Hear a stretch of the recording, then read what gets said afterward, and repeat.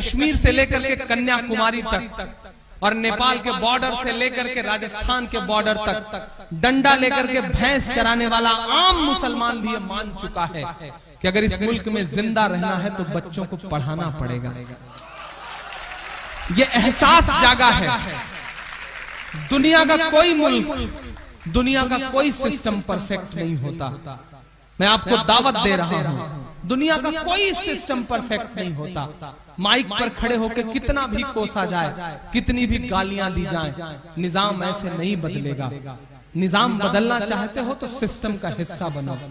तसव्वुर करो कि अगर एक थाने में तुम्हारे नाम का एक सिपाही आ जाता है तो थाने का निजाम बदल जाता है। जिस दिन तुम किसी जिले में कलेक्टर बन के बैठोगे, जिस दिन तुम किसी जिले में सुपरिंटेंडेंट ऑफ पुलिस बन के बैठोगे, उस दिन जिले का हाल क्या होगा।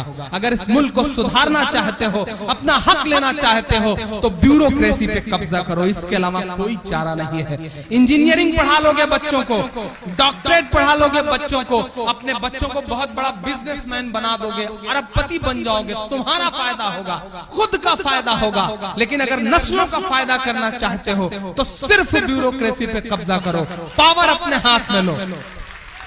और शमीम भाई, मैं आपको भी दावत देता हूं, बहुत बड़ा काम कर रहे हैं। एक काम ये भी शुरू करिए सिविल सर्विसेज के लिए, यानी कि IAS IPS की पढ़ाई के लिए, उसकी प्रिपरेशन के लिए, कोचिंग के लिए एक फ्री इंस्टीट्यूट डालिए।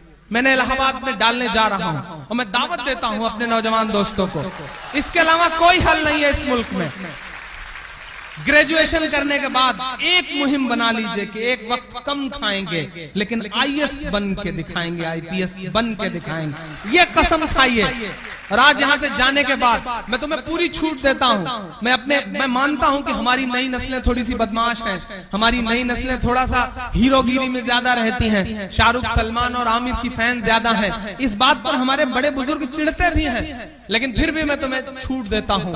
जितना चाहो मस्ती करो, जितना चाहो घूमो फिरो, जिस तरह की चाहो टी शर्ट पहनो, जीन्स पहनो, लेकिन दो चीज जिंदगी में अहद कर लो, कुछ भी करो लेकिन अजान हो तो मस्जिद का रुख कर लो, जाओ नमाज पढ़ो, उसके बाद जो करना है करो, क्योंकि नमाज हर चीज से रोकती है, हर बुराई से रोकती है। एक दिन इंशाअल्लाह तमाम बुराइयां खत्म हो जाएंगी।